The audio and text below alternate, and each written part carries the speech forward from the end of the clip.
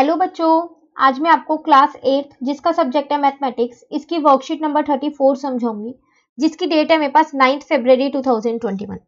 आज की वर्कशीट में हम monomials, binomials, polynomials, equal and unequal terms करेंगे। तो आप सोच रहे होंगे कि ये तो बहुत सारी टर्म्स हो गई हैं जो आज हम सीखने वाले, लेकिन ये बहुत आसान टर्म्स हैं जो हम सीखेंगे। ठीक है, चलिए पहले एक बार ना हम ये रीड कर लेते हैं कि हमको यहाँ पर क्या दे रखा है। कह रहा है Priya and Riya, two twins, were celebrating their birthday together today. Both of them called many of their friends on their birthday and both cut cake together and give some return gift या gift to all their friends. तो देखो यहाँ दो girls हैं, प्रिया और रिया, ये दोनों twins हैं, तो इनका बर्थडे आज। ठीक है, अब दोनों अपना बर्थडे सेलिब्रेट कर रही है, केक कट किया होगा और काफी सारे फ्रेंड्स को बुलाया। ठीक है, उसके बाद इन दोनों ने क्या किया, अपने फ्रेंड्स को रिटर्न गिफ्ट दिए। देते हैं हम नॉर्मली बर्थडे पे रिटर्न गिफ्ट, तो वो इन दोनों ने किया। अब क्या रिटर्न गिफ्ट दिया, देखो यहाँ पर लिखा है their mummy put lots of pen, pencil and eraser packets in a bag. तो उनकी मम्मी ने क्या किया, बहुत सारे पेन, पेंसिल और इरेजर के पैकेट ना एक बैग के अंदर रख दिए। ठीक है, पेन का पैकेट रख दिया, पेंसिल का और इरेजर का। The speciality of this packet was that the price of a pen was as much as the number of pens in that packet. Similarly, the price of the pencil was as much as the number of pencils were in that packet, and the cost of eraser was also as much as the number of eraser were in that packet. देखो, जो ये pen, pencil और eraser के packet उस bag के अंदर रखे ना उनकी मम्मी ने, तो उनमें एक बहुत अच्छी चीज थी। वो क्या थी कि जो उनका प्राइस था, मतलब अगर एक पेन का प्राइस 10 रुपीज है, ठीक है ना, तो उस पैकेट में 10 ही पेन होंगे। तो यही कह रहा है वो, price of the pen was as much as the number of pen in the packet. तो अगर पैकेट के अंदर 10 पेन है तो एक पेन का प्राइस भी 10 रुपए होगा। अगर पैकेट के अंदर 5 पेन है तो एक पेन का प्राइस भी 5 रुपए होगा। ठीक है, सिमिलरली अगर पैकेट के अंदर 4 पेंसिल है तो एक पेंसिल की कॉस्ट भी 4 रुपए ही होगी। उसी तरीके से अगर एक इरेजर बॉक्स जो पूरा उन्होंने रखा है उसका पैकेट, ठीक है, अगर उसके अंदर इरेजर के अंदर यहाँ पर 15 इरेजर है तो एक इरेजर की कॉस्ट भी आपको 15 रुपए की पड़ेगी। ठीक है, तो अब आपको पता चल गया जितना पैकेट के अंदर जितनी भी क्वांटिटी होगी, पर क्वांटिटी कॉस्ट वही होगी मेरी। ठीक है, अब यहाँ पर कह रहा है now Priya open some pencils, pen and eraser packets and mix them in same bag and Riya's mother closed her eyes and start giving gift to all the children from the bag. Then Priya got a mathematical games and said. अब हुआ क्या, प्रिया ने पता है क्या किया, वो जो पेन, पेंसिल और इरेजर के पैकेट थे ना, वो उस बैग के अंदर खोल दिए। पहले तो वो पैकेट के अंदर थे, अब वो पैकेट्स खोल दिए, तो अब इरेजर, पेंसिल और ये जो पेन था ये मिक्स हो गए। ठीक है, और उनकी मम्मी ने क्या किया, अपनी आईज क्लोज की। क्लोज करने के बाद बैग में से क्या किया, रैंडमली जो भी सामान उनके हाथ में आ रहा था वो निकाला। किसी के हाथ में पेंसिल आ गई, जब कभी पेंसिल आ गई होगी, कभी पेंसिल, इरेजर और पेन, तीनों चीज आ गई होंगी, तो जो भी उनके हाथ में आ रहा था ना वो बच्चों को एज अ रिटर्न गिफ्ट देती जा रही थी। जब ऐसा हो रहा था ना तो प्रिया ने सोचा कि ये तो एक गेम बन गया। अब गेम कैसे बना वो आगे वाले स्लाइड पे, पहले हम ये और रीड कर ले। तो इन्होंने क्या किया, देखो मान लिया कि let the cost of one pen, एक पेन की जो कॉस्ट है ना मेरे पास वो x है। तो फिर पूरे पैकेट में भी कितनी होगी, अभी हमने क्या था, अगर एक पेन 10 रुपए का है तो पैकेट में 10 पेन है, तो 10 पेन की कॉस्ट कितनी हो जाएगी, 10 इंटू 10। जब एक पेन की कॉस्ट 10 रुपए है, बिल्कुल ध्यान से समझना, एक पेन की कॉस्ट 10 रुपए है और आपके पैकेट में 10 पेन है, तो कितनी कॉस्ट पड़ेगी, 10 इंटू 10। तो वही सेम चीज, अगर एक पेन की कॉस्ट x है तो पूरे पैकेट की प्राइस ऑफ पैकेट अगर मैं आपसे यहां पूछूं तो वो कितना पड़ेगा, x इंटू एक्स। तो एक्स स्क्वायर, ये इंटू वाला है, मल्टीप्लाई वाला, इसको भी एक्स मत समझ लेना। ठीक है, उसी तरीके से उन्होंने बोला कि एक पेंसिल की कॉस्ट जो है वो आपके पास y है। ठीक है, तो फिर प्राइस ऑफ द पैकेट कितना पड़ेगा, y इंटू वाई।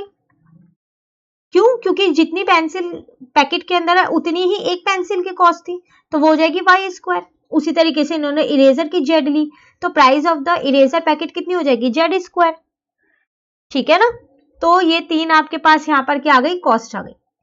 ठीक है, चलिए आगे देखते हैं, हम गेम शुरू करते हैं। क्या गेम है यहाँ पर, तो यहाँ पर कुछ बच्चों का नाम लिखा है, जैसा कि देखो माला रिसीव्ड, उसको कितना गिफ्ट मिले, 4 पेन पैकेट्स, पेन के पैकेट्स मिल गई है 4 उसको, तो पूरे पेन के पैकेट मिले हैं। तो एक पैकेट की कॉस्ट x स्क्वायर थी, तो 4 पेन की कितनी होगी, 4x स्क्वायर।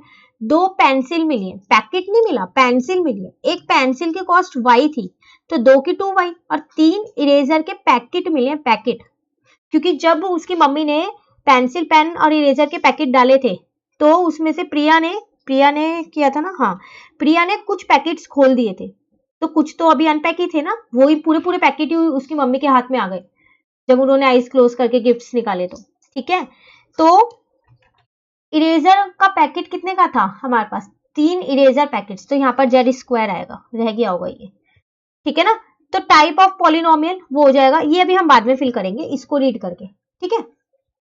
अब यहाँ लिखा है श्वेता रिसीव्ड, चलो तो देखो यहाँ लिखा है 2 पेंसिल, 2 पेंसिल ली, तो इसका मतलब पेंसिल की कॉस्ट थी मेरे पास कितनी, y, तो 2, यहाँ लेस फ्रॉम, किस में से माइनस करना है, 4 पेंसिल पैकेट में से। तो पेंसिल का जो पैकेट था, अगर मैं आपसे यहाँ पूछूं तो पेंसिल का पैकेट y स्क्वायर था, पेन का पैकेट था x स्क्वायर, और इरेजर का पैकेट की कॉस्ट थी मेरे पास z स्क्वायर। तो 4 पेंसिल का पैकेट था y स्क्वायर माइनस 2y, ठीक है ना। शाम ने कितना रिसीव किया, 5 इरेजर पैकेट, सिर्फ 5 इरेजर के पैकेट उसको मिले हैं, तो इरेजर के पैकेट की कॉस्ट थी जेड स्क्वायर, तो 5 की कितनी हो गई, 5 जेड स्क्वायर, ठीक है। अब पूजा ने कितना रिसीव किया, यहाँ पर 3 पेन रिसीव किए, तो पेन की कॉस्ट अगर मैं यहाँ लिख दूं, एक पेन की कॉस्ट मेरे पास x थी, पेंसिल की कॉस्ट मेरे पास y थी, और इरेजर की कॉस्ट मेरे पास z थी, ठीक है। तो 3 पेन, तो इसका मतलब यहाँ आ जाएगा 3x प्लस 5 पेंसिल, पेंसिल थी y तो 5y प्लस 6 इरेजर तो 6z, ठीक है। उसके बाद है गीता रिसीव, गीता ने कितना रिसीव किया, 2 पेन पैकेट्स, पेन के पैकेट थे x स्क्वायर तो 2x स्क्वायर प्लस 3 पेन तो 3x प्लस 5 इरेजर, इरेजर थी z तो 5z, ठीक है। विकास ने कितना रिसीव किया, 3 पेंसिल पैकेट, पेंसिल की पैकेट की थी y स्क्वायर तो 3y स्क्वायर।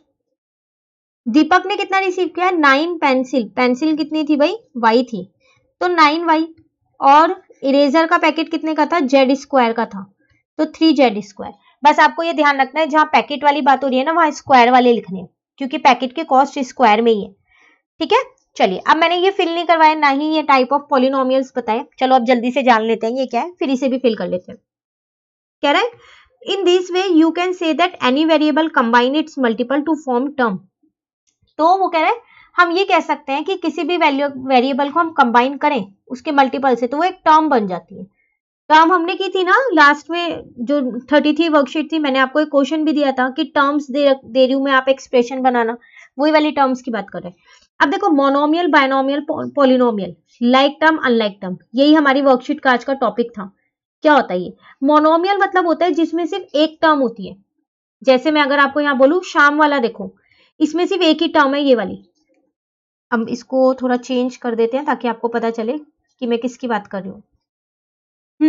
तो मैं इसकी बात कर रही हूँ, एक ही टर्म है ना, इसको बोलते हैं मोनोमियल जिसमें एक टर्म होती है। बायनोमियल बोलते हैं जिसमें 2 टर्म्स होती हैं, जैसा कि अगर ये श्वेता रिसीव्ड, 2 टर्म है इसमें, तो और कोई है, बिल्कुल ये वाला भी है 2 टर्म वाला। आप सोच रहे होंगे विकास रिसीव वाला मोनोमियल नहीं होगा, बिल्कुल होगा मोनोमियल, मैं ही लगाना भूल गई थी ये रहा। तो मोनोमियल जिसमें एक ही टर्म होती है, बायनोमियल जिसमें 2 टर्म्स होती हैं, ठीक है। अब बात आती है पॉलिनोमियल, पॉलिनोमियल मतलब जिसमें 2 से ज्यादा होती हैं, तो ये रही 3 वाली पॉलिनोमियल, ये 3 वाली, ये 3 वाली, ये सब पॉलिनोमियल है। अब आपको तीनों पता चल गए, मोनोमियल, बायनोमियल, पॉलिनोमियल, तो वही चीज यहाँ लिखनी है। तो ये तो मैंने अभी बता दिया आपको, मोनोमियल है हमारा, ये भी आपको पता चल गया होगा बायनोमियल है हमारा। अब ये 3 वाली है तो ये पॉलिनोमियल है हमारा, ठीक है ना। चलिए अब बात आती है लाइक और अनलाइक टर्म्स की। लाइक टर्म्स वो टर्म्स होती है जिनके वेरिएबल सेम होते हैं, जैसा कि अगर मैं आपको यहाँ पर एक उदाहरण, सॉरी एग्जाम्पल दूं, या कौन सा एग्जाम्पल लें जिसके वेरिएबल सेम हो, चलो यहाँ पर लेते हैं। यहाँ पर देखो आपसे कह रहा है जैसे 4x स्क्वायर था, ठीक है, तो 4x स्क्वायर, और यहाँ पर एक और कोई सा ले लो जरा, मिल रहा है एक्स स्क्वायर, ये रहा 2x स्क्वायर गीता रिसीव वाले में। तो ये है मेरी लाइक टर्म्स, कैसे, क्योंकि इनके जो ये वेरिएबल्स है ये सेम है, याद रखिएगा वेरिएबल सेम का मतलब है पार भी सेम होनी चाहिए। आप 4x स्क्वायर के साथ साथ 3x नहीं ले सकते, क्यों? क्योंकि वो x है और वहां x स्क्वायर है। अब अगर एक और एग्जांपल दूं मैं आपको 2y, तो 2y के साथ 5y ले लो एक पेयर, ये भी दोनों लाइक है। तो जिनके ये सेम होते हैं वेरिएबल्स, मुझे कांस्टेंट से कोई मतलब नहीं है, ठीक है। उसके बाद अनलाइक, अनलाइक जिनके सेम नहीं होते तो कोई सा भी ले लो फिर तो 4x स्क्वायर के साथ 5y ले लो, अनलाइक है क्योंकि ये दोनों सेम नहीं है। इसके साथ 5y के साथ 3z ले लो, 3z स्क्वायर, तो ये भी सेम नहीं है। तो अनलाइक में जिसमें वेरिएबल सेम नहीं होते और लाइक में जिसमें वेरिएबल सेम होते हैं, ठीक है ना। चलिए अब यहाँ आते हैं क्वेश्चन नंबर 1 पे। अब ये क्वेश्चन कराने से पहले मैं आपको एक क्वेश्चन देती हूँ, जो क्वेश्चन आप मुझे करके बताने वाले हो होमवर्क में। टर्म्स आपको पता चल गई, मोनोमियल, बाइनोमियल और ट्रिनोमियल। चलिए अब मैं यहाँ पर 2-3 टर्म्स लिख रही हूँ, आप बताना मोनोमियल है, बाइनोमियल है या ट्रिनोमियल है, ठीक है। कमेंट करके बताइएगा जरूर अपना आंसर मुझे। तो कौन कौन से लिखे, जैसे मैंने एक लिख दिया 4x प्लस 9y, एक लिख दिया 3xy प्लस 2 प्लस 9z, ठीक है, और एक लिख दिया 4ab। तो अब आप ये तीनों बताना, मोनोमियल कौन सी है इसमें से, बाइनोमियल कौन सी है इसमें से, और पॉलिनोमियल कौन सी है। कमेंट करके अपने नाम के साथ बताइएगा, और अगर वीडियो अच्छी लगी तो साथ के साथ आप इसको लाइक भी कर दीजिएगा वीडियो, ठीक है। चलिए अभी वर्कशीट खत्म नहीं हुई है, कहीं आप सोचो वर्कशीट खत्म हो गई। 2 क्वेश्चंस रह गए हैं छोटे छोटे। कह रहा है from the table right 5 example of like terms and unlike terms each. जो ये टेबल आपने फिल किया ना, इससे लाइक टर्म्स और अनलाइक टर्म्स लिखनी है, 5-5 एग्जाम्पल लिखने हैं। तो ये तो अभी हमने किया यहाँ पर एग्जाम्पल जो दिए थे, तो चलो कर लेते हैं इसको। तो मैं यहाँ लिख देती हूँ, ठीक है, वहां स्पेस नहीं है ना। तो एग्जाम्पल ऑफ लाइक टर्म्स, ठीक है, और यहां पर मैं लिख दूंगी example of unlike terms,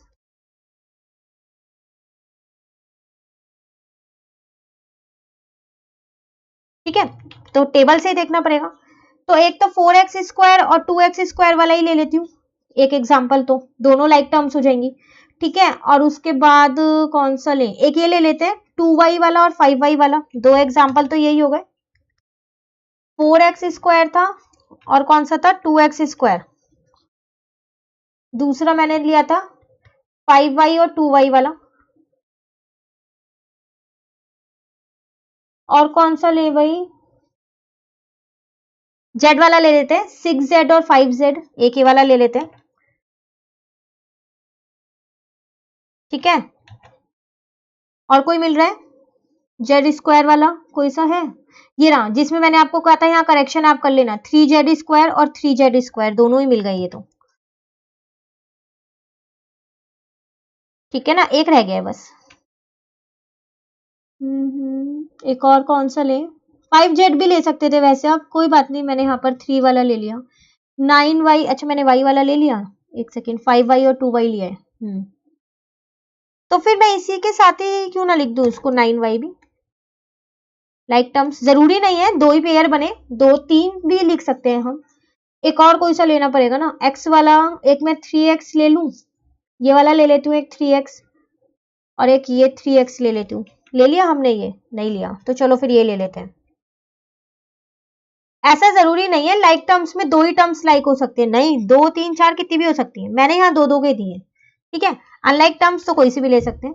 4x square के साथ 4y स्क्वायर ले रही हूँ मैं एक, ठीक है। दूसरे में 2y के साथ 3z ले लेती हूँ, और तीसरे में कौन सी ले, 3y स्क्वायर के साथ 2x स्क्वायर ले लेते हैं,